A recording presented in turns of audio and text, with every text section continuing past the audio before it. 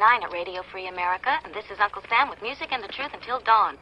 Right now, I got a few words for some of our brothers and sisters in the occupied zone. The chair is against the wall. The chair is against the wall. John has a long mustache. John has a long mustache. It's 12 o'clock, Americans, another day closer to victory. And for all of you out there on or behind the lines, this is your song.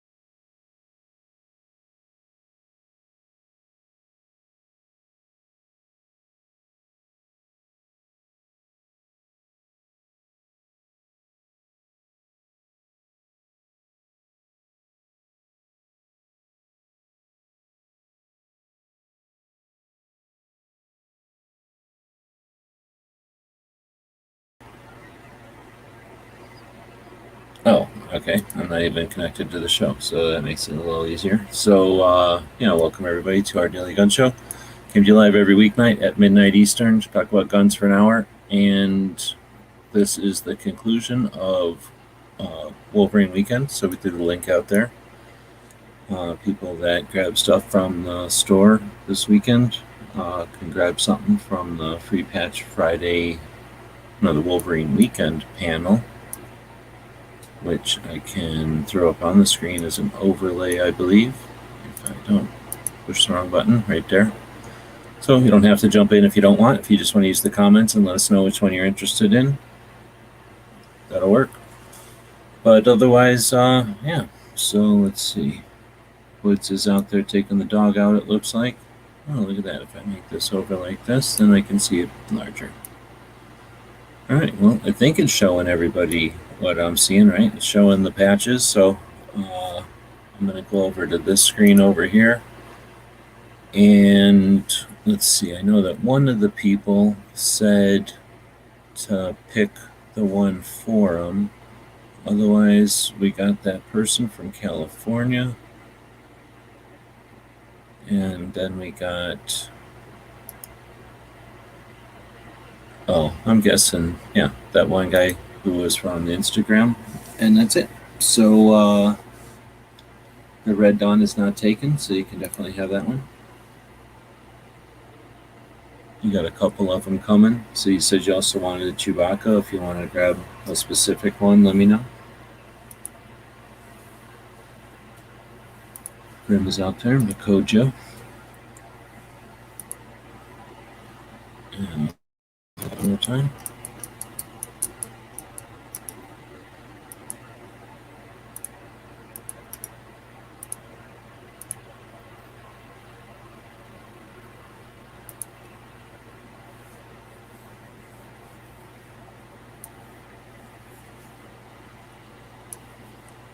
All right.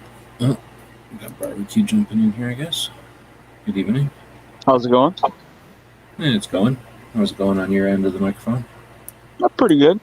Can't complain. I do not know which one the first one I did was anymore, so I still got them laid out on the table over there, so if you pick one, I can put it in the thing. Or over to the side or whatever.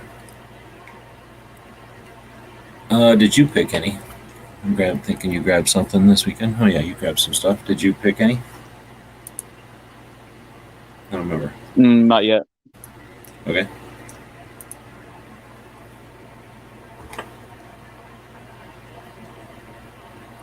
You don't have to, I guess.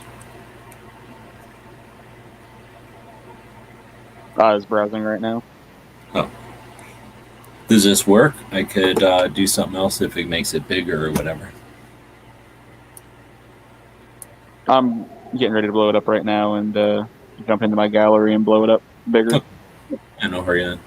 Looks like DJ is taking one of the Chewbaccas, but he doesn't want to tell us which one. And then looks like he took the red Dawn one. Yeah, he wants to go with the bandolier on. They all do, so it doesn't mean anything. It's like saying I want the Chewbacca with hair on it, and that's what makes it Chewbacca.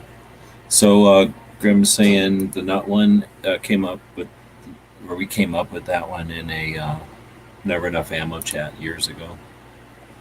It's an old design. It was one of my attempts to do it before I had the software I have now, which is better than the software I had before. I think I've had 3 or maybe even 4 types of software, and for different versions of free. And I think what it was is I had 2 versions of free software that let me do kind of what I needed to do, and I figured out that it wasn't working. And then I bought some software and it was lousy, and then I have the stuff I have now, which is still pretty cheap, I think.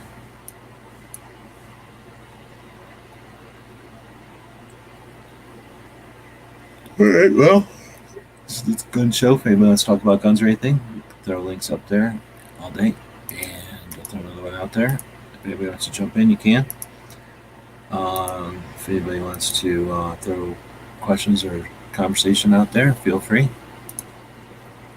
Selling, I can't sell anything. I wouldn't sell anything that isn't mine to sell. I give them away. So that's what I do. Let's see.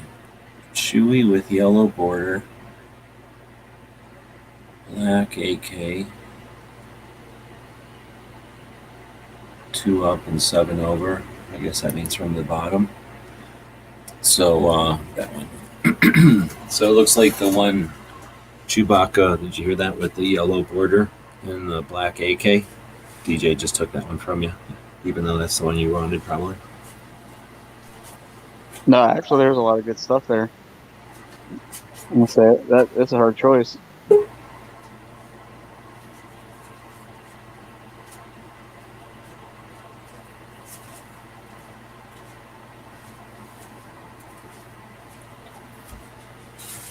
Well, it's going to be a fight now. Here they go. Now they're fighting. That's what everybody came to see. Patch addicts fighting over the carrots. Notice the trick is to put them out there and have one unique one. And DJ went for the one unique one. The one that was just a little specialer than the other special ones that nobody can get except for these 2. Now they're going to fight for it.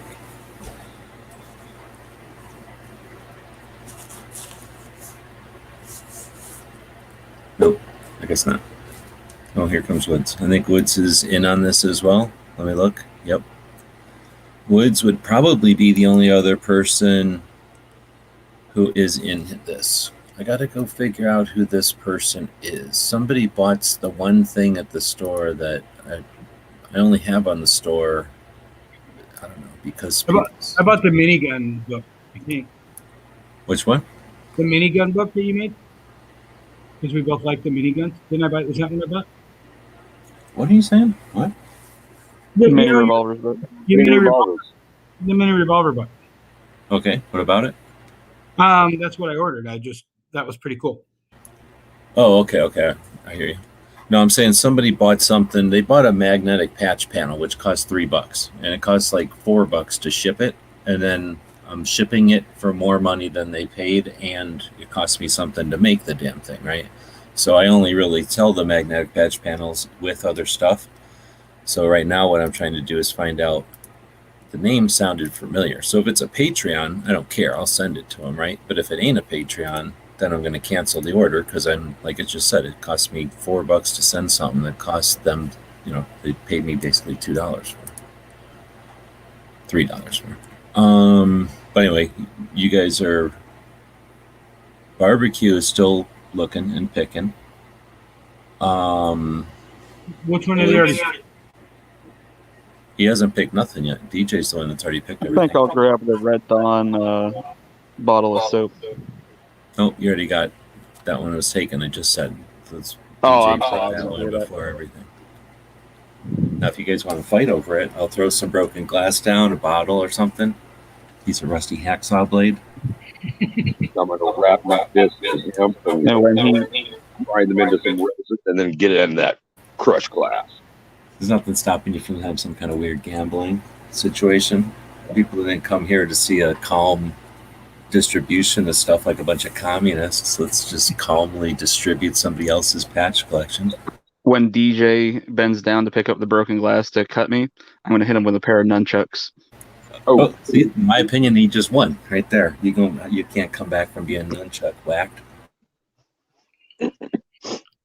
Hey, Barbecue, did you hear what DJ said about your mom? As I stand over here. Probably tried to go out on a date with her. Well, she's closer to my age.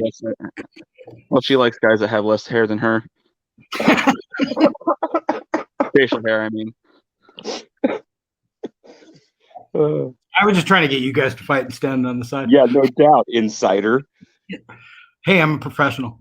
Right on. What already got picked? I got if you go 2 up from the bottom, 3rd from the right, the Chewbacca and the yellow border, that's me, and then the Red Dawn liquid bottle is me, and that's it so far. So far, somebody else wanted another Chewbacca, I think, but there's plenty of them now. Yeah, I thought that was Barbecue that wanted one. No, that was somebody else on Instagram. Okay. And you said I got a pick here. Yeah. Any of the Pink Panther with an AK in honor to Pink, the Gun Channel's member that's been around a long time. That's why I made that one for you originally. So the difference, can you see the difference in them? There's a difference. And if you want one or the other, then let me know. Is one an X-ray Pink Panther? No. I can't really tell because I'm old and my sight isn't. It's not as bad as barbecues or anything, but I am pushing 50. So if the person is out there, then I don't recognize the name that bought the magnetic patch panel. Let me know, because otherwise, like I say, I gotta cancel the order, or maybe email them and tell them the deal. But yeah, pick something else because I can't find them in the Patreon list. I guess I'll just go the lower row because I can't tell the difference between the 3 at all. Is it the eye? Yeah, I made one with black eyes, and then I was like, that doesn't look right. Pink Panther doesn't have black eyes. And I figured out he has yellow eyes, and I made the rest of them yellow. So the one on the bottom's yellow. You want yellow eyes? Yeah, yellow eyes. It's great. Okay. Now, are you going to send one of those to Pink or no? I already did the first time I invented it. Okay. I just want to make sure he got one. These are made off of basically a tablecloth that I got somewhere. I was trying to see if it would work, but it didn't really work that good, so You're going to be collectors. Oh yeah, these are definitely one-offs.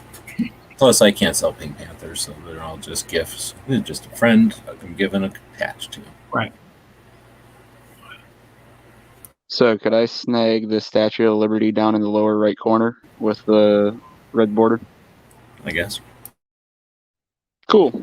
You got like 4 coming though, so it's like 1/4 of what you can Oh, pick. snap. Actually, you can have 5. Fuck it. Good customer discount. Oh, in that case, I definitely want a Pink Panther. Which one? Any of them. I'll let you pick. I'll take a Chewbacca. Which one? Let me look real quick, but I'll probably just let you pick, but let me take a quick peek.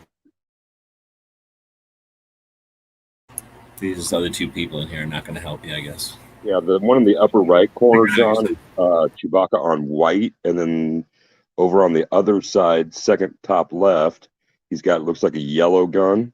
You know what? We'll do the Chewbacca on white up in the top right, because that will go well with the Baby Yoda patch. Yeah. Good pick. Good patch pick. You got at least one more, man, if not 2. We'll help him out, DJ. You guys are the patch wearers. I'm really not. Oh, I think that the phased ones are really cool. The Echo ones, like the orange yellow, the green yellow. Of course, I said green yellow second because I hope you're going orange yellow first. But no carrot. I kind of like the carrot ones too. I definitely need a Mr. Peanut. Any of them do. There's 2 of them. Which one? They're basically the same. There's no difference. I say either one.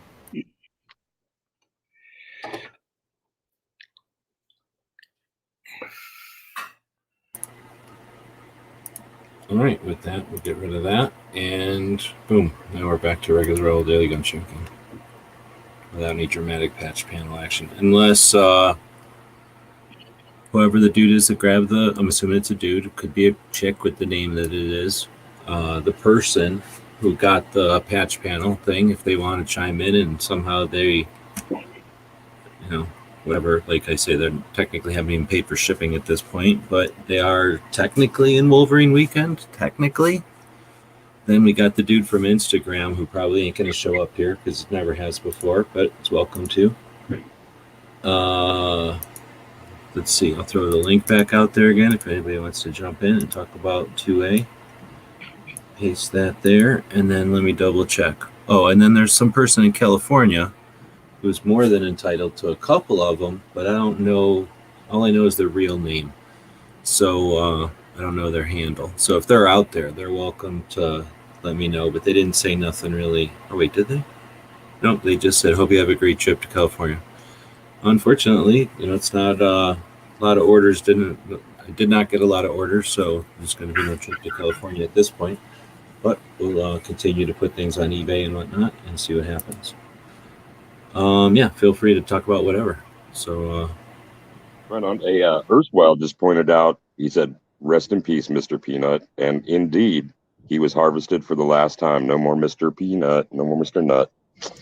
Another mascot gone in 2020. What does that mean? Oh, they're not using Mr. Peanut as a logo, as a character anymore. And what else? Aunt Jemima went away in 2020. What's wrong with Mr. Peanut? I'm not sure. I remember being aware when I read the story, but that's been a little while. Not sure. If somebody was offended, or they just got sick of it. Yeah, I think it has something to do with him being called a nut being a crazy person. I don't know if I'm like fishing into a bowl that wasn't there, but that strikes me. Yeah. But like sometimes logos just change because they don't want to use them anymore. Like when I was a kid, the cereal Cookie Crisp had a different, that had like a wizard, and later it was a little criminal guy.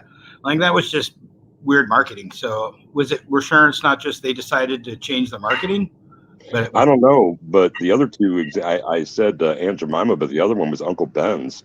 Both of those characters are now gone. And that makes sense. Because Uncle Ben was a dude. That was in honor of a guy they really liked. I know.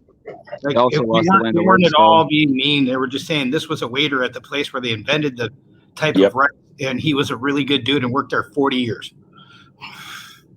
Yep. At no point were they trying to be offensive at all when they named it that. But tell me more about HR 127. Oh man, today was the day I decided I was going to approach it. I didn't consume much before today, and wow, there is so much potential badness in HR 127. So right now, it's a particularly difficult spot for those of us who are into rights of any sort, particularly gun rights, because we kind of know how the party was aligning itself, and the candidates who are now been elected said they were going to take care of things. And now we have the House, the Senate, and the president all aligned. When was the last time all three held that spot? It's been a while. So HR 127 is basically, go ahead. The Republicans in 2016, 2018? Yeah, it was just 2 years ago. Oh my goodness. Okay, well. They didn't get any guns stepped up. Sorry. Well, I'm sorry. Democrats. I should have been more clear. Well, I'm just saying, just because they're all aligned doesn't necessarily mean the sky's falling. Yep. Good point. Good point. And keep me honest as I go on this, because I don't want to just ramble. But I see it as this, it's basically a pathway to gun registry. And the way that's going to go down is you're going to have, if it goes through, 90 days, you have to register all your firearms. That's make, model, serial number. You have to state where they are stored. In addition to that, it doesn't say it doesn't have any, you have to be in a safe, you have to do this, you have to do this. yet, but it does have to say, you have to say where they are stored. The other thing that's really alarming about that is that information is then in a publicly searchable database. So people are going to be able to access what you have, where you're keeping it, how you're keeping it, when you're keeping it, etc. That's a big deal. Additionally, it provides for you being only over 21 to obtain a license to possess a gun, to possess ammo. So 18-year-olds, you're out. 19, you're out. 20, you're out. At 21, yeah, we'll look you over for a license. Okay, the look over. Background check that includes a psych eval by a psychologist appointed by whom? Oh, good. Yeah. Oh, good. Yeah, it's just an anti-por then. Excellent. Precisely. You also have to have 24 hours of training. Now, that hasn't been, what that training is supposed to constitute has not been outlined yet. I imagine that it will, but we've all taken I would assume all of us have had at least a concealed carry course. Nope. Some of us no. Okay, that's right. You get off that way. But yeah, in Nebraska, I had to complete, I think it was 6 or 8 hours for mine. And that wasn't a big deal. It wasn't a large expense, but it also wasn't 24 hours. And if it's progressive training, that's going to get expensive. I hope that some places, if this goes through, step in to fill that gap. And maybe we can crowdsource training. I don't know how that kind of thing is going to work. So yeah, to possess a gun or ammo, you're going to have to go through all those things. You got to be over 21. You got the psych eval. On top of that, after the 24 hours training, you also have to carry an insurance policy to which you are, and you are supposed to pay that to the government for a policy to cover you as a firearms owner. Oh, it's a liability. Those are illegal in Washington State. It's either going to be, that's one of the things I want us to start to poke Even holes in. Even their own team won't go for that. Great. We've been, carry insurance got kicked out of Washington State by the insurance commissioner. And so even if you pass the background check, even if you pass the psych eval, even if you take 24 hours of training that they approve of, even if you take out this $800 insurance policy, you're not done yet. We don't know how much that license is going to cost you. And guess what? It's not a carry license. It's just to possess. So it's getting more and more preposterous. So so I want to start to pick that apart if we can. You made a great stoppage there. So take it from there, man. Besides the opposition that they would face through the means that you point out here in Washington, what else can we start to poke holes in? Well, first of all, anytime you put training or a barrier between something and a right, that's inherently racist and anti-poor. So you're just basically making it so the rich white guys can have guns again. Because will I have to pay for all of it? I have the resources to pay for whatever you have. Does everyone? Nope. Does that make sense? Oh, absolutely, it makes sense. And I wouldn't guess that they're going to let all those individual registrations with make, model, and serial number just be added to one list at a flat rate either. My guess is you're going to have in the database of 30 million guns, 400 million guns. Come on. 400 plus. That's not even doable. Think about how much scaling would need to go up just to be able to they can't process what they have now. Imagine if they had to process all of that within 90 days, or people will face exorbitant fine and jail time. And okay, in addition to that, the jail time you will face, even if you are ignorant of these things that go down. There are people who drive around right now in relative obscurity, but if it becomes targetable, even more so than it is now, the incentive for stops everywhere is going to go up. Well, my opinion of that, where they throw in everything under the God's green earth, they know that'll fail, because then the next time they can take a little bit of that and go, well, this is less. So this is reasonable. They're going to throw in everything under God's green earth first, not have it pass, and then break that into smaller pieces. So what's one of the linchpins then? What's one of the ones that absolutely cannot be that fundamental settle that they promote as being their response? Well, they're going to keep saying registry, but we know that that's registration always leads to confiscation. But also just the little logistics of the federal government being in charge of a database of just even if it passed, just actually making that happen. Because most of us, like me, I'm going to not comply to none of that. Then there's going to be maybe 25%. I'm just picking a number out of my ass that would do all that, and then 75% of us that would be like, pass, not doing none of that. How do we beat prohibition? We just didn't comply. Okay, let's do an overlay here with the response that we saw everybody having. We had a great and positive response when people were needing to get into the ATF comment period and were worried about door-to-door confiscations and the like. So what did we learn from that? How can we not just jump right now? Well, the door-to-door thing is just so bloody unlikely. Yeah, I mean, let's be honest, it's pretty unlikely they can get something even that vast through anything. Because there's even Democrats that will vote against that. Or they just won't vote. They'll just be like, pass, we're not doing that. It doesn't necessarily need to come to a vote either, because not everything registered comes to a vote. Most things that are submitted as bills never even see the floor. Yeah. More go ahead. The voice of reason is speaking. That's where it was great when Mitch McConnell was around. He'd be like, "Pass. We're just not going to vote on any of that." So that's fine. So, but now that he doesn't have that choice anymore, we don't know what's going to happen. And then remember, whenever you're talking about a House bill, well, that's like the junior leagues. I care more about Senate bills. Yeah. Because the House doesn't have any money. The Senate can make laws and fund it. The House can't fund anything. Mm-hmm. So it's like the minor leaguers trying to make a name for themselves. And the Senate's where the real power is. And because our founding fathers were smart and figured that out for us. That's why you can only vote a third of them out at any given time, because they're only up for election every 6 years, and it's only 1/3 of them. Mm-hmm. They did that on purpose. Right on. Comfort levels increasing. All right. More with the voice of reason, Woods. Let's hear it. What do you think, Barbecue? You get a paycheck here? I don't know. The whole thing, when you hear it, scares the shit out of me. At the same time, part of me wants to say it's so outlandish.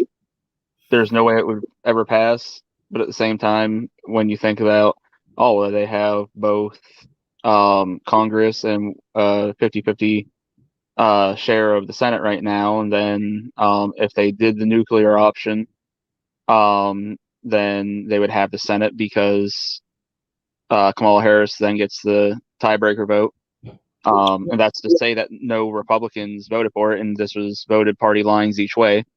And don't forget, Crazy Alberti doesn't have to vote for the Republicans. Exactly. Yeah, I don't know what to. You only need one to switch. What's that? You only need one. You only need one blue team to come over to the red team. Yep. And then that's done. And you got some Democrats in the world that are at least sensible and are like the idea that you can't your kids couldn't, I don't know if they would extend that to hunting, because once they extend the non-owning a gun to hunting, then that's when you're going to get the old hunters, the old FUDs are going to be like, pass. You mean my son can't go hunting? No, pass on that. Yeah, and I look at that and say, I don't see it passing for that reason, because there are sensible Democrats. There are pro-gun Democrats, and a lot of people don't seem to realize that. But with the way things have just been lately, where it seems a lot of things get voted on party lines, I still have that fear. And I realize it probably is irrational, because thinking about it rationally, you're like, oh well, there's again pro-gun Democrats that should end up voting against this, and we should be fine. But at the same time, I don't want to rely on that. I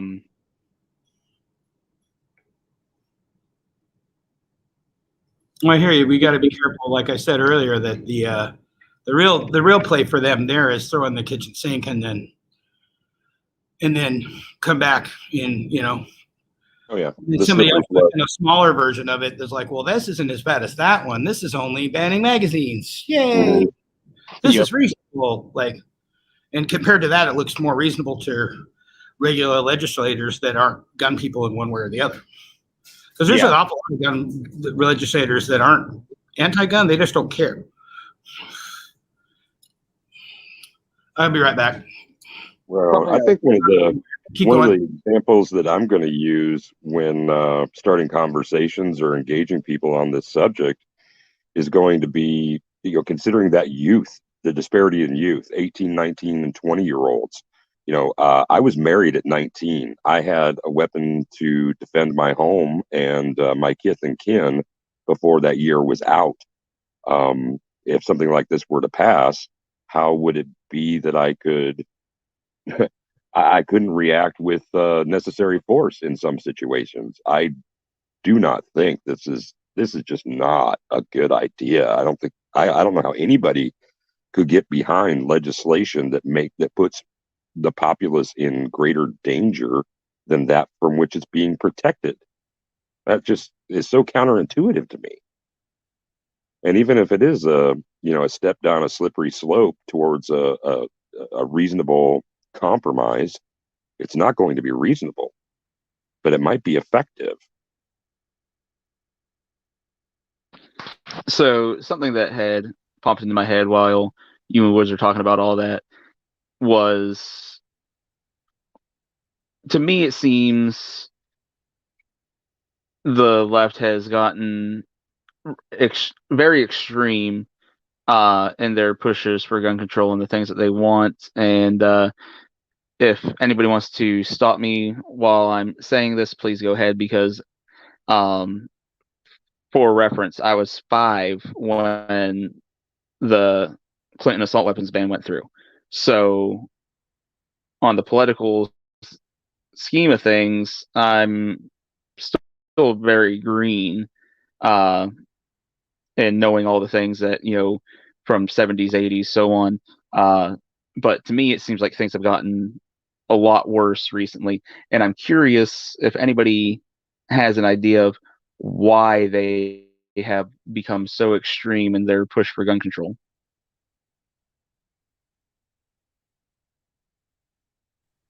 Man, I don't have an answer for that. Am I being fair in my assessment that it has gotten much more extreme in recent years? What do you mean by recent? In the last decade. 94 pretty egregious, right? Yeah. Yep, but they put a sunset on it, and I think we can all agree if they were to do the same thing now, there would be no sunset.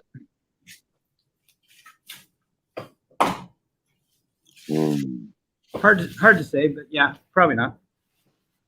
Curiouser and curiouser. So do you think that there's any way to maybe work in the undue burden, the undue tax thing?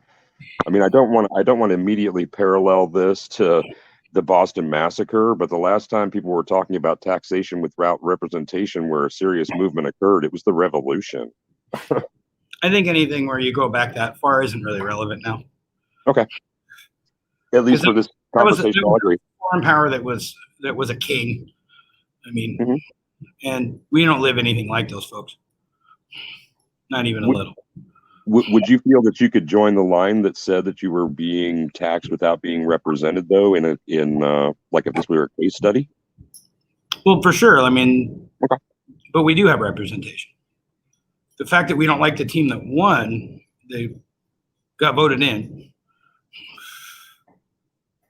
Yeah, I guess I was thinking, because I'm not affiliated with either party, I guess I was thinking that there are a lot of Republicans right now who would say, no, I'm not being fairly represented at all. And that might actually be, a moving and a motivating force within that community, and everybody else who is of like mind can jump on board with that. I'm sure it's not a partisan issue, but if it has partisan origin, I think that could be really, really powerful. Yeah, but that red team just keeps saying that shall not, like G talks about, they just shall not be infringed even louder. Yeah. And then louder, and then louder, and then louder and louder. I don't know. I've never said it that way. So if you interpreted it that way, that's a misinterpretation. I say that people that are not evolving their conversation fall back on saying their position louder, who they are. I've never suggested who they are. They are the people who refuse to have a new conversation about 2A. And if they're Republican or centrist or Democrat or left or right, they're all that have not progressed in a conversation. So yeah, it was just a misunderstanding. Wow, Justin Grimm in the comments just threw us another interesting wrench.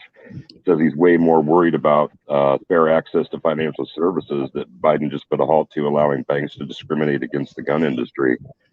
Yeah. And erstwhile's pointing out that it's either because they need a boogeyman or because they have malicious plans. And I think malicious intent is not easily ruled out. Well, can we all agree that they're just waiting for their next terrible thing? Oh, Absolutely. That I think that's a given. Man, don't put that on us though. Ooh.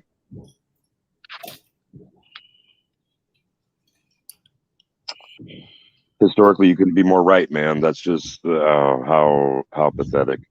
And the tangled webs being woven. Rouch.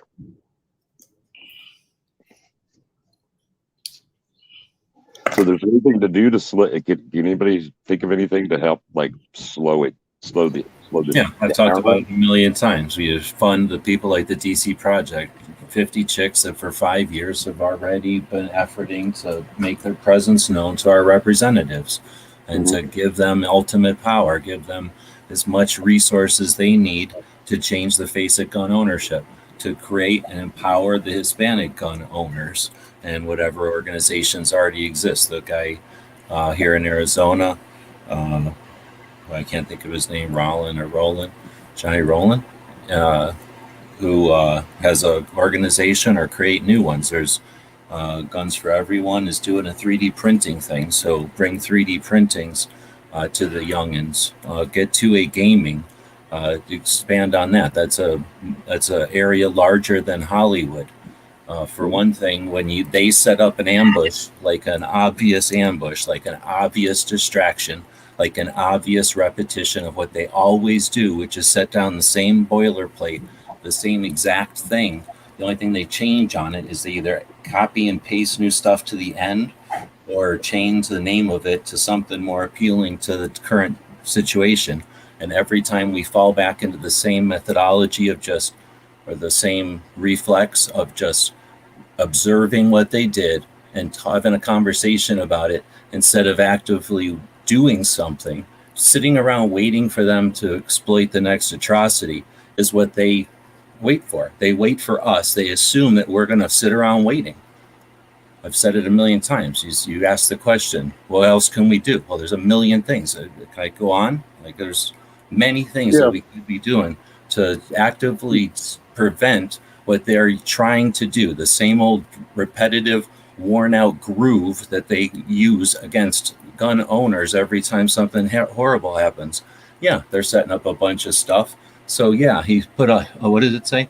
I'm worried about the fair access to financial services that put a halt to allowing banks to discriminate. Yeah, you know what? It also allows them to discriminate against coal. It allows them probably to discriminate against alcohol. It allows them to discriminate abortions. It allows them to discriminate against immigration or something. It allows them to discriminate against somebody who accesses wilderness areas. So we can get all doom and gloom and worry about all the things that can be used against us, or we could wait until they get used against us, or we could start to take our time that we have together.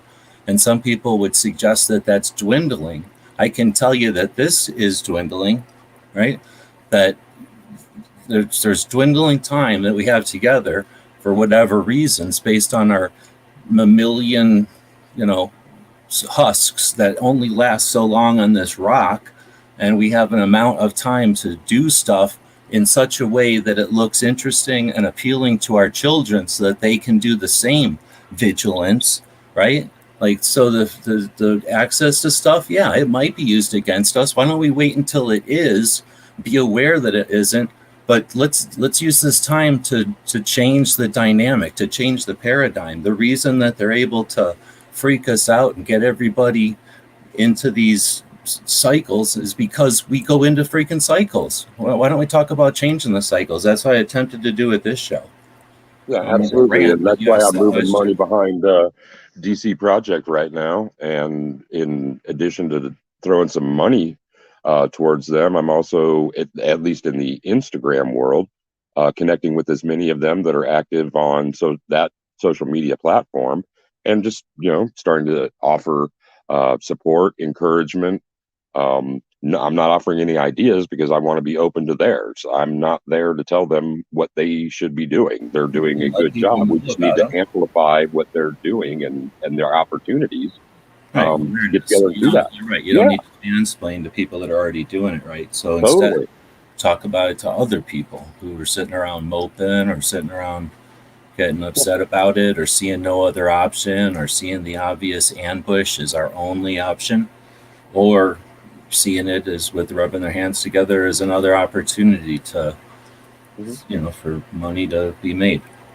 Yeah, and one of the cool things I learned about over the weekend, it was on No Other Choices Instagram Live with Rob Pincus. They were talking about oh, about I don't know if it's associated with a Glock thing that's going on, or if it's an independent. I think it might be an independent event, first ever that they're planning on, and that's for people who make their own guns. And it's not a Glock. It's not a Glock thing. It's not a Polymer 80 thing. It can be, I believe, open. I don't know how many classes they'll have or whatever, but entry has already been set at $50. You get a t-shirt, and other swag, and you get a chance for. I mean, you get photo ops, and you get to hang out with a bunch of guys. So, the prevailing sentiment in that live cast was, yeah, it's totally worth $50. This is an event that needs to have a strong start, and it'll have great tendrils that grow out, set roots, and grow good crops for us. Another thing that was being talked about there that you mentioned, G, is 3D printing. And I think it's less bringing it to the kids than the kids bringing it to us. Because I'm counting myself as over 35. And I got my machine. I haven't fired it up yet. I'm looking for some help with that, and I've spread out from where just my knowledge gathering to other people. So Rogue Banshee, he's swung on board to give me support and ideas and stuff like that. Also reaching out to some other people. Clover's got a friend of his that's got a pile of them running all the time in a room somewhere. So I imagine he'll be a good resource at some point. But something I talked about last fall that didn't get much traction with you guys was gaming cons. Um, the dead end we ran into there was, would there be space for liability things? Would firearms companies want to be a part of that? Would they allow them to be sponsors? That sort of thing. And I really think, and Locked On Latinos, Loaded Latinos come to mind immediately because they just had their first gaming thing on. But I think that's going to be so key. And an example that I used last fall was having worked on uh, duplicating software for the Army that was an interactive video game that trained people before they joined on what going to boot was going to be like. And I thought that was great. It certainly was better for anyone my age or younger to relate to that than it was kind of the stodgy old dudes who would come, the recruiter guys. Yeah, that's a different thing. And, some people might want to talk bad about, video game violence and whatever, but this wasn't even sort of about that. And I would think that, I don't know, somebody else, enlighten me. There've got to be programs out there that are like interactive things, like a Glock Armorers program or something. And if there isn't, why the hell not? And who do we know that can develop that stuff? And I'm not saying specific to any particular manufacturer. Obviously, there would be problems with that. But what if somebody came up with an interactive how to do reloading, and you just got to practice for hours and hours with a video game before you touch the machine? So you have that familiarity. Familiarity breeds success. It also breeds contempt. So how do we run that contentious line, gentlemen? Have any idea how many fucking areas you just went through right there? Pick one. I like the idea, certainly, but do I know any kids that are into video games? Not really. But I get what you're saying with that. But the problem with a lot of the video game kids is getting them to do anything isn't really very easy.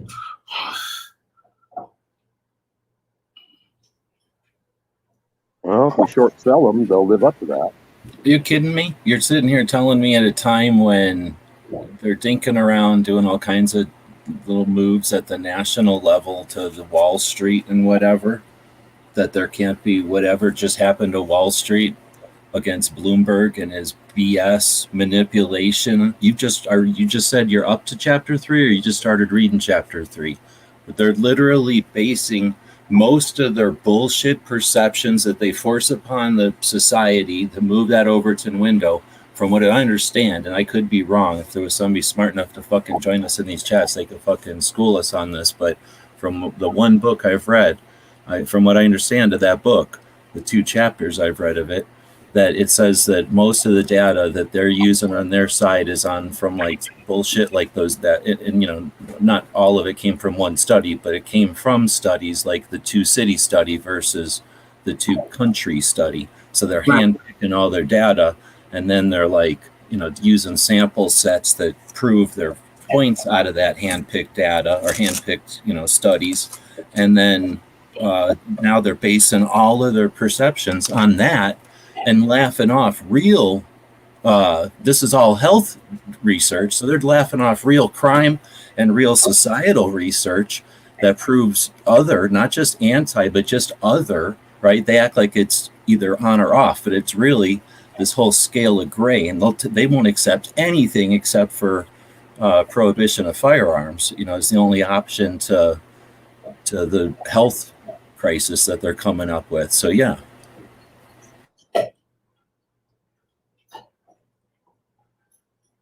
I might not have said it right. Yeah, I'm just ranting. Yeah. I'm DJing. Yeah, I hear what you're saying. That's how we get an hour show with like 3 topics. I didn't bother reading the first 2 chapters because you were doing a great job of reading it to me, which I really enjoyed on my walks with my dog. So I did like chapter 3, but it's written by the other guy. It's written by Kate. You know, it goes back and forth. But the whole thing is really about the concept of their data is based on right, like handpicked health research, when there's really other research, not just in the health, but in these other realms that they ignore or flat out deny. And I think that's what the whole book is just going to keep doing that, right? Like that's the gist of it. That's my gist of it. Like the chapter is literally called Poisoning the Well. And like the last one is like it's a big quote about no private citizen has any reason to possess a gun and all that nonsense. The mere possession of a gun is an urge to kill. And I left out a whole bunch because I don't want to read the whole goddamn thing. But recognize that the gun control groups often refrain from officially expressing the anti-gun rationales. Unfortunately, it's not enough to counteract a chorus of more unofficial anti-gun champions, hailing even those moderate gun control proposals as steps toward an eventual banishing of all guns. So that's what a lot of the people, even on their own team, they're like, well, we're not trying to get rid of all guns, but the people in charge of the gun control measures absolutely want that. And I don't know if a lot of people on the pro-gun side know, or the anti-gun side know that it's that extreme, because they've been told that it's not. And it's, again, is there anybody, when you look at all this doom and gloom, like, oh, here's what they're throwing at us, let's dissect it 100 different ways. Let's worry about what the consequences of this might be 40 different ways. Is anybody actually considering how do we get in there and educate the anti-gunners to, you know, give them a divide between those that are aware and those that are fanatic, those that understand what they're really asking for, and those that are fanatic. You know, this craziness that's in whatever the number is you guys just called it, 6 something 7. The only reason that can even exist is because of the Overton window and where it's at. That would be preposterous if you plug anything else in there, right? If you plugged it into cars or coffee or golf or Right. baseball, cell phones, right? Anything else, caffeine, like you plug in anything in there, it'd be ridiculous. The only reason they're able to do this is because of where we're at. We don't, again, solve that by repeating what you used to do again or louder. So do a lot of us need to start learning Reddit and start communicating with folks on that platform? Because I've never been on it. I don't think so. What do we think? We're the only people? We're just aware of what we're aware of. Maybe tune your awareness. Every time I look to find more 2A people, I find them. There's 2A people all over the place. So, if all you're hearing is doom and gloom and buy more freaking energy, food supply or whatever, T-shirt and all that, just look around because, who knows what else? I don't know. I'm not saying I have the answer. I'm just saying I can't imagine, complaining about it or worrying about eventualities or dissecting basically ridiculousness. If a clown comes in, do you pay attention to how well the clown suit is made, or do you ignore them as a clown and move on with the rest of your whatever you're actually trying to do that they're disrupting? Right? Do you worry about if they got the right size clown shoes on or if their wig matches their paint? I'm just using an example. Hopefully it's an absurd one. Well, I get it. Sometimes that's what it seems like they get us when, at least from the conversations that we get a lot on the YouTube. I don't know what's happening on the blogs, but I suspect just by listening to the Second Amendment Foundation that it's a lot of let's observe, let's describe, let's remind everybody about something. I don't know. I mean, does that change very much? Join the 3-letter organizations, call your Congress people.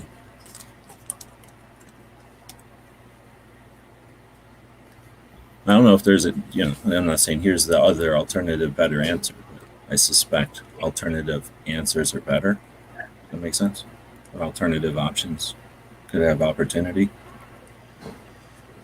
With that, we're losing audience again, and we're at about an hour. Do you guys have anything else that was moping on, shitting on your ideas about whatever 167, 157, 127? What the hell number was it?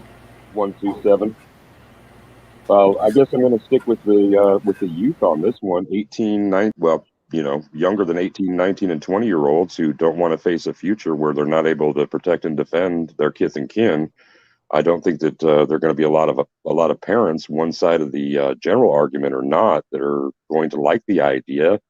I don't know how old Gizzard Gary's daughter was when she approached him about getting a firearm, but had she been under 21, I know that he would have a lot of things to say about that. It was she who brought him into firearms. Essentially, he got her a gun, went to shoot it with her, and found out he really liked them. Now that guy is doing awesome work. So using that example, and I know people are always talking about take somebody to the range. How about you sit down and play a video game with them and dialogue about what that means in real life right now? That's what I'm going to try to do, and I'm going to get my ass whooped doing it. I've never heard of anybody, so quit DJing us. I never heard of anybody say, have you sat down with your kids and seen what guns are in there? Like, let your kid tell you about the guns in the video game or have a talk about them or anything like that. I know some people that are the ones that play video games and their kids are little, but for what I think you're saying is if like you're Bob's age or our age or something and your kids are running around playing video games, to sit down where you would normally not play video games and say, show me your video game guns or something, right? Like, show me your collection of guns or what your dudes, I don't know how video games work. Like, show me your collection of guns in video games or something. Sure. I've done that with my son because he's super nerdy. But I'm saying, have you ever seen a channel recommend that or like a project to do it? Or maybe, what am I trying to say? Not a project, but like a campaign to get people to do it instead of like, hey, let's shame them into putting guns in boxes, or let's be mean to them about something that's criminals do or something instead, like that kind of thing. Like, have you looked at your kids' guns in video games and bought them one? Because whatever they got in the video game, there's probably like a version of a 1022 skin that you can wrap around a 1022, right? Right. I would hope so. And if there ain't, you would think that by now there'd be every video game gun that's like a long gun. There should be some sort of like blown plastic version or 3D printed things that you plug together and then turn your 1022s into these video game guns, right? Or Absolutely. maybe airsoft or something. Turn your airsoft into these things. I mean, what kind of awesome project would that be? It's like a weekend project with your daughter or something. Like, let's turn this 1022 into a cool thing off of whatever movie or video game you're into. Pop culture. For sure. The trends based on the weapons that would come out in each new revision of something like Call of Duty influenced the used markets, particularly in Milsurp, because most of those were period guns and they were military weapons, a lot of them. So it wasn't just, panic buying. It was way before any of that influence from those quarters was seen, felt, heard, etc. So I think promoting that, yeah, it's a great idea. I don't think it's original. I'm not suggesting that it is, but if someone wanted to start a campaign like that, I think it would be effective. I have seen a couple of channels that go to a video game and then they like the video game and then they go shoot the guns from the game and explain how the gun worked. I've seen a couple of those. And imagine how that plays into tourism, say in like a place that most of us have been, like Las Vegas, and that G's really familiar with when it comes to some of those ranges and what they offer. Being able to do, you're an 18-year-old. What if there's a law that says that you can't even go and rent these things to have your shooter's experience in real time based on your video game loves? Lost revenue, anybody? So when we're talking about the whole video game thing, Woods did have a good point of motivating the younger crowd that typically are in the video games can be tough. These are people that you historically see they're so wrapped up in their video games they don't want to move out of their parents' house, they don't want to get a job, things like that. Now, I'm not saying that's the majority of them or anything like that, but stereotypically that's what you're seeing. So there is going to be an issue with motivation. And that's not to say that we sell them short or anything. It's a reality. But something I think that could probably be done, and perhaps this is somewhere where people go to their local range and say, "Hey, I think you have an untapped market here." And this is probably something for larger markets, say like Vegas, and say have a video game and range day together. So say they have a room where they just do concealed carry courses. They set up that room with a projector or something, hook up an Xbox or PlayStation or whatever, and they have a video game tournament for Call of Duty or whatever the crap. And the better you place, the better firearms you get to try and shoot on the range day from that. But you don't necessarily have to partake in the video games or anything like that. They can also just pay to play in the range day itself, or vice versa, but kind of commingle the two, and perhaps then while you're doing that you could then bring up the point, hey, you know what, you like that game, you're liking shooting these guns now, you never done it before, but you're liking this too. Well, you know what, your rights are under attack, right? Absolutely. I think that that's a great idea. I think that nestles in comfortably right against the gaming con idea. Having regional tournaments in the United States, I think it's going to be prohibitive to do it on the international stage. And that's really unfortunate because Germany plays host to the two of the three biggest ones every year. France has one for 3 weeks. Now, I'm also going to bring up Sportsbook.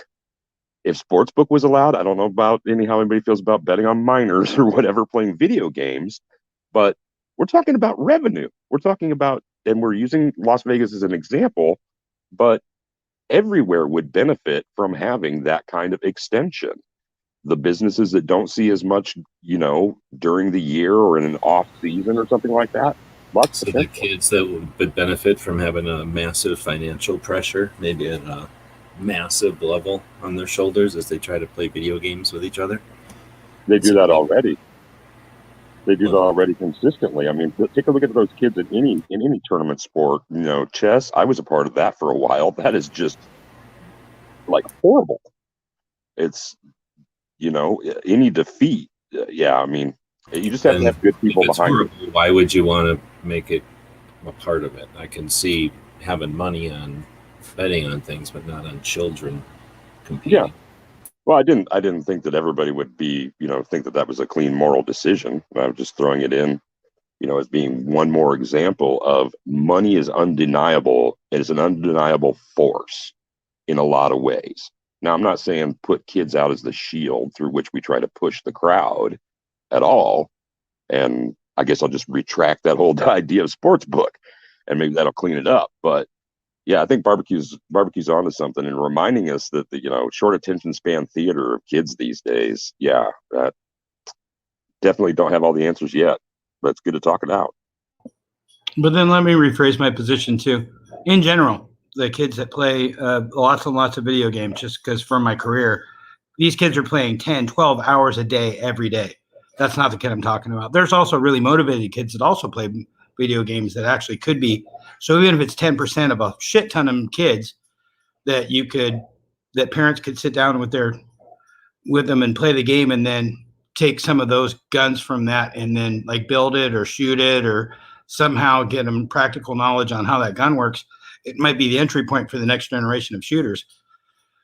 Because we know video games has brought a bunch of kids in, because he's right. G-Rebs is right. The video games are bigger than Hollywood by a lot. Mm-hmm. So like a Pro 2A video game would be pretty cool, but we'd have to, get one that those kids are really, really, it's got to be a pretty great game for them to want to play it. Yeah, if they're chugging away with the number one thing. It doesn't, if you're actually talking about making like some sort of an actual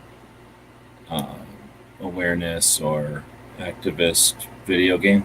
Yeah, it just has to be authentic. It doesn't have to be cool. If you try to fake cool, it's fake, right? But if you do something for the good of the community and it's authentic, I think it's a worthy effort.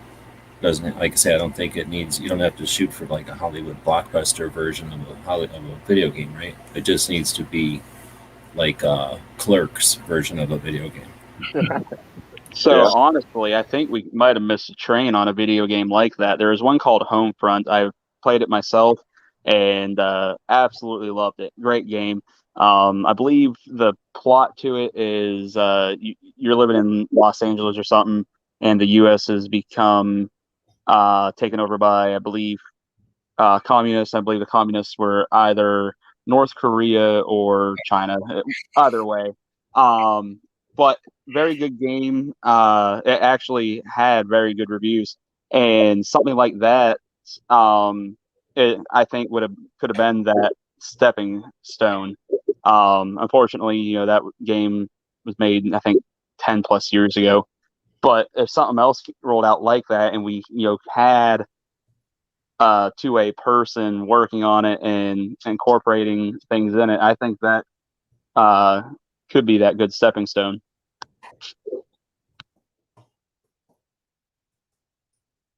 Yeah, the only thing that occurs to me is we probably won't be all that successful if we try to do like a revolutionary period, like first-person shooter, because I don't think the kids are used to M60s, AKs, and M4s are really going to be all that interested in Flintlock.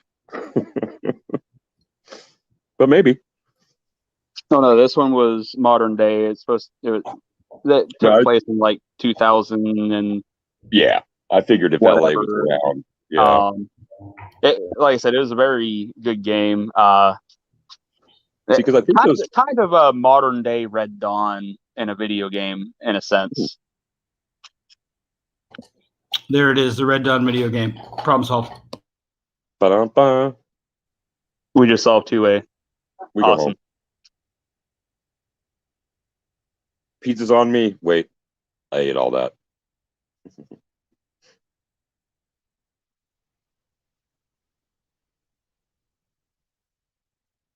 There's still cookies in the green room. Are we I picking was just thinking. another patch here, G, or What? are you picking another patch or something? No, wait. Went back to that. I can't hear you. Are you picking another patch or something? You went back to the patch now. Oh no, I just tried to see if anybody else wanted to buy anything. I was going to let them see what was available. I was saying this is the end of Wolverine weekend, so if somebody wanted to buy something over at the store, it would be still a free patch, and you could grab something, and I was showing them the picture. Did Grim buy something? Because he said he wanted to put in the chat over there. I don't know. Can you guys hear him? What did you say? Yeah, Justin Woods is saying that Justin Grimm just picked Mr. Peanut because he just bought something. Oh, okay. Right. I didn't get the little thingy on my phone. It's also right on. I'll throw that in there. Appreciate it. And Justin also pointed out that Hickok 45 did a Guns of Red Dead Redemption 2 video to highlight the fact that those guns are real. And Woods followed it up with John H. did a World War I one as well. I think that whole thing with first-person shooters is a Wolfenstein, a growth out of Wolfenstein. You guys had to have played that at some point, eh? Got the Wolfenstein or Wolfenstein 3D or any of those things? It was like go shoot Nazis. I had a blast. Anything after Nintendo 64, I was out. Okay. Because like then it was like Doom, same engine, and then that just exploded. I remember Doom. That was the coolest thing ever when it came out. It was the first time you could turn. You could look left and right. Mm-hmm. But I never liked GoldenEye because I could never get it to do the thing. I'm not a first-person shooter guy, but I had quit playing video games long, long ago. Oh, yeah. You could descend into Doom. All those patches and level builders. It was nuts. I don't need any more. There we go. Open source. Like, G knows about that. And he's a coder and all that stuff. Like, open sourcing video program. Because G more to you, sure. Yeah. Well, he's got to know some folks. I used to.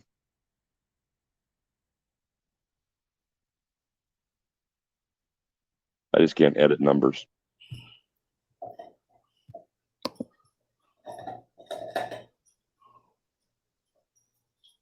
You guys were talking about the Revolutionary War before, and I was looking for it.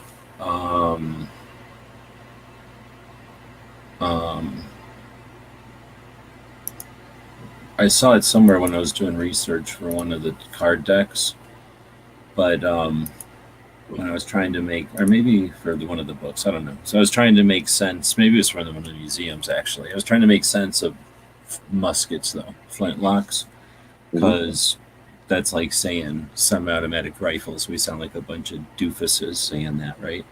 Because people who know what they're talking about, we sound like doofuses to them, because we're lumping a bunch of basically our country and the development of firearms and artisanship and like I'm missing stuff all in there because there's a whole bunch of it. So basically you got the United States being a bunch of other countries were like, this sucks here. And then people were like, I'm industrious and I'm able. So I'm going to book it and go someplace else.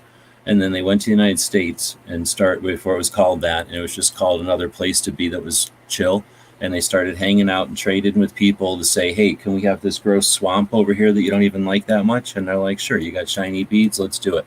So for a while there, it was kind of chill. And it was a bunch of different people coming from different countries with different capitalist like ventures. Like, hey, let's get a bunch of money together and send all these weird religious people over there, right? They'll claim some land, they'll do something weird, and then they'll send us back loot to pay off of the cost to this whole thing. So it was this like awesome capitalist like adventure in entrepreneurialism and individualism and creativity and everything. So you get all these different cultures coming together in the United States from the effing get-go, right? And it was all the losers and people, well, they called them losers, and we were like, let's book it because, or at least our forefathers, whatever the hell they were, foremoms, were like, this place sucks. These people are oppressive or douchebags or lame or whatever. So we're going to go to that United States and be chill, do whatever we want. So they came over here and they brought with them their know-how and their ingenuity and their inventiveness. And they were like, hey, I shoot a gun that's got this big ass bore. And then these other people were like, big ass bore. Literally, the United States starts off with like, big ass bore. I shoot a tiny bore and a long barrel. What would you have a long barrel for when you have a short barrel and it's better for blah, blah, blah? It's literally how we started out. And then what happened? Peanut butter and chocolate, right? Oh, well, why don't we combine this and have a medium-sized bore and a better rifle? So basically it all comes down to then a bunch of dicks tried taxing us and taking all our shit. And then they tried taking our guns and we're like, all right, we're done. We're done. They're ripping off ties with these people because they're trying to take our guns, right?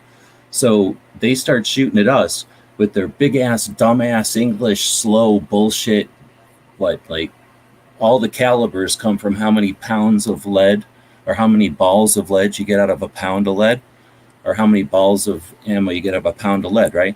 Their dumbass rifles were like, I don't know what the numbers are. I'm looking for it. It was a 69 caliber, something or another that had, it was a 69 to 75 caliber. So, you know, giant ball, short barrel, big ass, lots of powder. And it takes them a while to load this slow ass stupid gun, and and they can only shoot so far with it because projectiles and math, you know, still exists. Back then it was the same, but their weak ass chemistry and shit and their metallurgy was, you know, the beginnings, right? It wasn't even industrial revolution yet. We hadn't created that yet. So dumbass English are over there with their bullshit pre-industrial revolution, dumbass mechanical fucking guns, you know, sucking, and we're over there with our like beginnings of what was going to be the industrial revolution, hybridized guns that could shoot a longer distance faster with a more economical and efficient round. We're shooting them from like hundreds of yards away, right? 200 yards away, nailing them in the fucking forehead, and they're like shooting wildly, sporadically, occasionally, right? So we slaughter them eventually. And then they fucking leave. So that's how our guns start. And then we're like, hey, we're proud of this because this is sort of like what helped this country exist, right? So it wasn't like, here's the gun you're building, comrade, and here's the spec to it. It was more like pre-industrial revolution. I'm an artisan and I made mine like this, the diameter of my pinky or whatever, the length of my arm. I don't know what the fuck they did because I'm not that smart. But, you know, they did something unique, and then they carved their own unique little scrolls in it and shit. So people never lived like 4 miles from where they were born, right? So guns didn't move like that either, right? Some guns probably got on a wagon once in a while, but there's so much going on with like muskets and stuff. It's insane. And the collections of muskets from back in the day when, you know, as soon as there was a better gun, everybody was like, well, fuck this musket. It's going to be a broom or a lamp, or, you know, firewood, or like they used them for fences. Like muskets were shit, especially mass-produced muskets for war, right? So they all got shit canned. Or let's saw it in half and turn it into a rear-fired cartridge gun, right? Like an old Springfield trapdoor or something. So tons of muskets got destroyed. The ones that got stuck in a closet or something got bought by these rich guys back in like, I don't even know, maybe before World War II. I really don't know because I'm not smart enough. But at one point, all these rich guys were like, hey, you know what? We should buy all these muskets that are in people's closets because there's barely 2 muskets that are the same. But once you own like 2 rooms full of them, you can start to figure out the differences between them. And these giant collections that take like, you know, a small house to collect or to case, it's turned into museums. And then when those museums like became popular and got bigger, because people were like, oh, you got a museum of these? Take my grandpa's gun, take my gun. Then they got just popular and they got sold, and now they're like rummaging around in probably some rich guy's basement or in like a casino somewhere. So they're like, interesting as shit, dude. Muskets are crazy interesting. And I guess it all started with me trying to remember the concept of, our hybrid guns shot faster, longer, and more accurately than their dumbass guns. So a video game about that, I would think would be interesting. I guess I'm not a kid, so I don't know, but I would think you could make something interesting out of like, somebody who's able to shoot 4 rounds in a minute through a musket. Because that's, I think, what we were shooting back in the day. To their 3 rounds a minute. Let's do an overlay with, say, flight simulators and stuff like that, because you did the pilot thing. It's like, of the people who weren't hardcore, about flight itself, but just had that interest in the gaming aspect or the sim aspect, how often was it that people would migrate from, MiGs back to the Sopwith Camel? Or the Wright brothers? I mean, is there a way to roll it back into history and make it appealing? Well, there's always, with every single piece of tech, name a piece of tech where as soon as there's a new version and the old one becomes cheap, then the people who can now afford it get to play with it. And then now it's not expensive, so they can mod it and play with it and develop it. And either new tech comes out of it or crazy, modified, amazing, artistic versions of it happen. So, yeah, I mean, that happens, but it happens with all kinds of tech. I mean, even farm equipment. Yeah. Cars, guitars, everything. Yeah, you're right. I hadn't tried to lay it out like that, but yeah, you're absolutely right. Huh.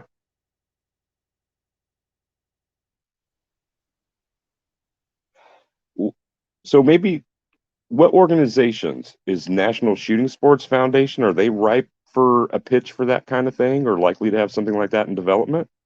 Or other organizations? SF is the most ingrained, rigid. I haven't seen them do anything good or useful in a long time. They're the ones that dropped the ball on SHOT Show. I mean, they barely, in my opinion, they barely do anything. The fact that they exist was nice, but people have scorn for what people don't do, or they should have scorn for what people don't do. Like, the position we're in isn't the antis, right? I don't think so. The position isn't the antis. We're so awesome. They positioned us into this, even though we're so cunning. Like, no, the antis are a bunch of dullards who do the same fucking thing every freaking time. And what's the real fault of that? It's us, as gun owners, for not paying enough attention and for allowing the responsibility to lie on the organizations. And if NSSF is the national level industry organization, how did they get to walk away with no blame? Why should they have not been paying attention to things that got us into the position we are today? They're moving the Overton window, like I would say, or whatever other things anybody else wants to say. But anyway, you were asking if they're in a position to pitch something to? Nah, I don't think they're in a position to listen to anything unless you're like a committee of industry who says, we want the rest of the industry to do this, or we'd like to bring this to the rest of the. I'm not saying they're bullies, but they're just useless. They're just, it's like being mad at the lunch lady. She's not like incompetent. She's just not responsible for much more than making them lunch. So, it'd be nice if the lunch lady would say, here's your meatloaf industry. And also remember that, our job is really to prevent future problems and to make it good for everyone's children and not just some money today, or not just rest every time there's a challenge and we successfully either weather it through or defeat it. Because we've done both and accidentally won sometimes or lost. But anyway. I know. Well, I'm glad to be able to. I'm not a big fan of NSSF. They got to do a whole bunch to impress me. Got it. Well, I was just taking a shot in the dark and they came to mind first. But who's a more likely candidate then? Where's there some flexibility or some pliability? To take what again? To do something like make the connection between youth. I'm not saying we're still on the video game tip, but just something that will bring youth to the table more predictably. Like set it with pizza. I used to be under the assumption, or I don't know if it's the right word as assumption, but under the understanding or the mindset that if you got an organization that already exists, why build another one? Why have a better mousetrap? But then I was listening to something recently. that had something to do with training or the evolution, and it had something, and I can't remember exactly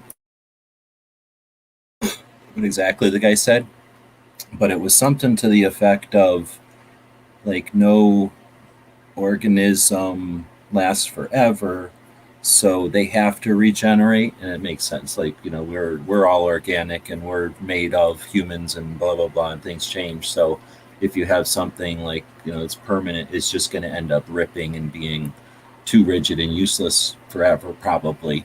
So, well, I would don't know if that applies to everything, but at least, you know, for as far as like this, in this case, it was, I think, more of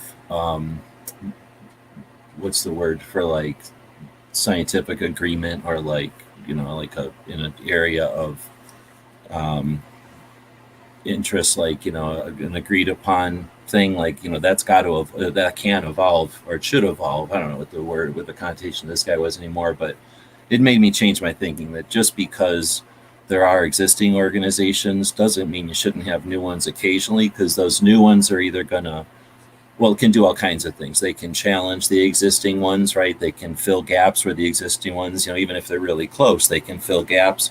They can make the, even if they overlap a little bit, they might, you know, provide a lower barrier of entry or availability to some people, or membership or something, or whatever. You know, they might just empower people who then incorporate into a larger one. You know, they might.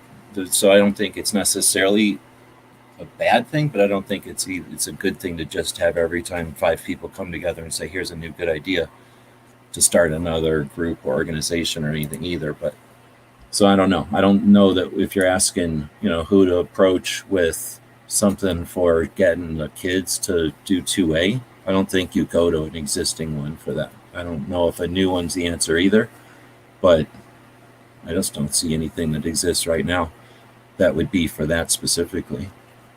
Well, it'd be great if it could just be an organic thing, but I I feel like, and I'm not trying to be an We wait alarmist, but around I feel like we forever to watch for it, because that's been my complaint, is that you just be an observer. So yeah, if you're waiting for it to organically happen, you're just being an observer and then going, huh, it sucks that nothing ever happened organically to save 2A. right. It's like I'd like to see it that way, but I do feel this need to speed the plow in some way, or bring it closer to harvest, accelerate the growth curve. And I guess I'm just going to continue to lend support and refine that out as best I can. But I'll check in with you guys on how my, hang out and try to do video games and 2A ed. I just don't have a lot of exposure. I got friends with kids, but they're all older now. I don't really have a lot of young friends, little ones. But There's a heck of a lot of people in the world, so yeah, for sure. don't have to do everything if you can put the idea into the ear of somebody who has the interest or the ability, or that can put the, the thing into more people's ears or into the right person's ear. Right? Mm-hmm. In other words, there's other options all the time. For sure. Anyway, has anybody else got anything else? We chatted about the 2 things I saw in the internal chats that people had said stuff, unless I missed something. Oh, ARM chapter. No, we got both of them. So there's now 7 people. So as soon as we started getting real, people fled. All the people that were looking for the fake, for the superfluous, or for the specific free patches. So there's quite a few less free patches, but this overlay that's flashing.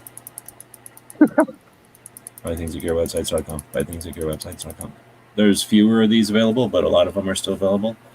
If you grab something tonight, we'll still get you in the running for that. Otherwise, if anybody has anything else, we can end it here. Today was. Are we still live? What? I said, are we still live? Yeah. Oh, okay. I was just gonna throw out a reminder that tomorrow is Every Second Matters. I'm dropping a video on that like I normally do.